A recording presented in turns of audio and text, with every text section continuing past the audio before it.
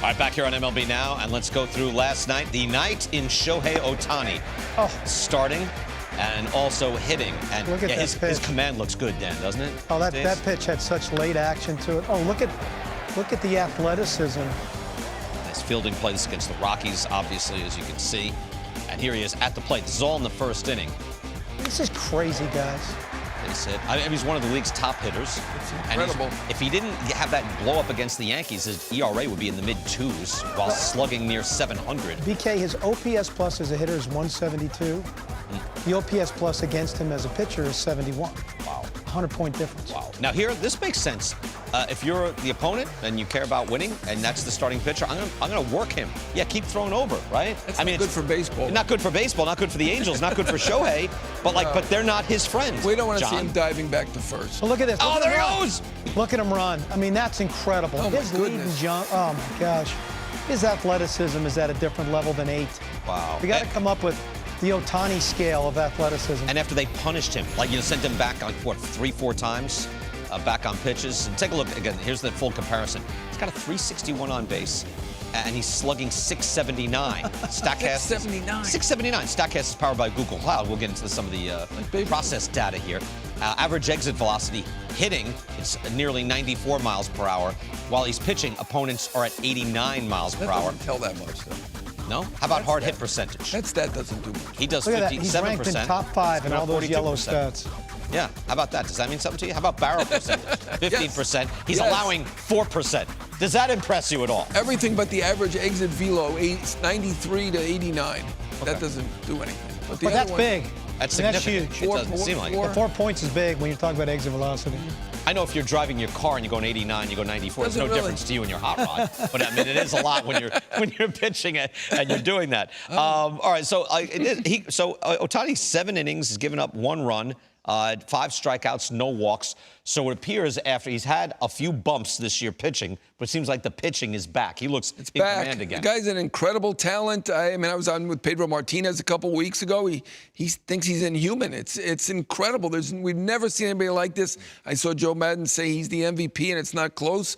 I agree. I mean, Vlad Guerrero's terrific. Devers terrific. They're not in the ballpark. This is a once-in-a-century thing that we're seeing. Yeah, take a look at the last 3 starts for Ohtani. And again, he got blown up. Was it 7 earned runs in 2/3 against the Yankees?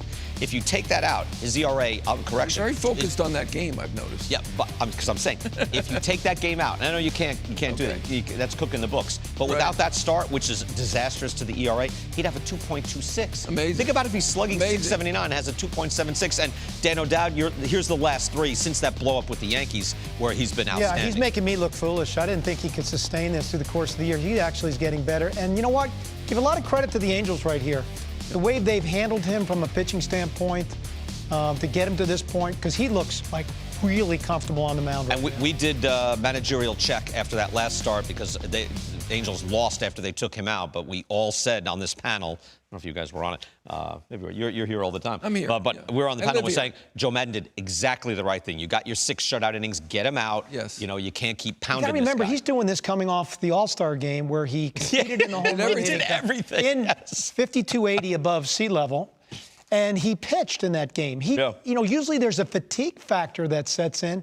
This guy's inhuman. I mean, really, he's incredible. As far as the ball club, with this incredible performance on both sides of the ball, so to speak, I know it's not basketball. The Angels are 1 game over 500, but that means they are 5 games back from the second wild card, although there are 4 teams ahead of them. Yeah. So it's a long way to go, and there you go. So, they're in the wild card race, but Indians, Blue Jays, Yankees, Mariners, and the Mariners playing very well. So what do you think the Angels will do? I think they're a buyer more than a seller. I could see them trading Cobb, maybe a couple of their veteran pitchers. They've got young guys in the minors, Detmers and some of the others doing fantastic that they could call up anyway. But I think they're a team that's called on Scherzer.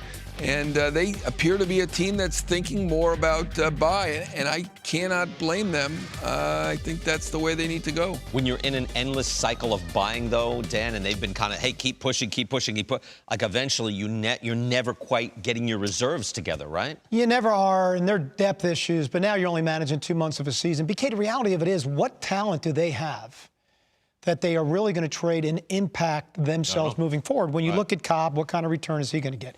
Iglesias maybe nets them a little bit of return. And then the shortstop Iglesias, maybe he nets them a little bit of return. But the reality of it is, they're better off holding those guys and eventually trying to close this gap with Rendon and Trout coming back and adding to it, even if it's on the margins a little bit. They have pitched better. Their starting rotation has been better. If I'm Perry, I'd focus more of my efforts on trying to augment my bullpen. So July, it's obviously short sample in July. We're not even to the end of the month yet, but that's a big difference.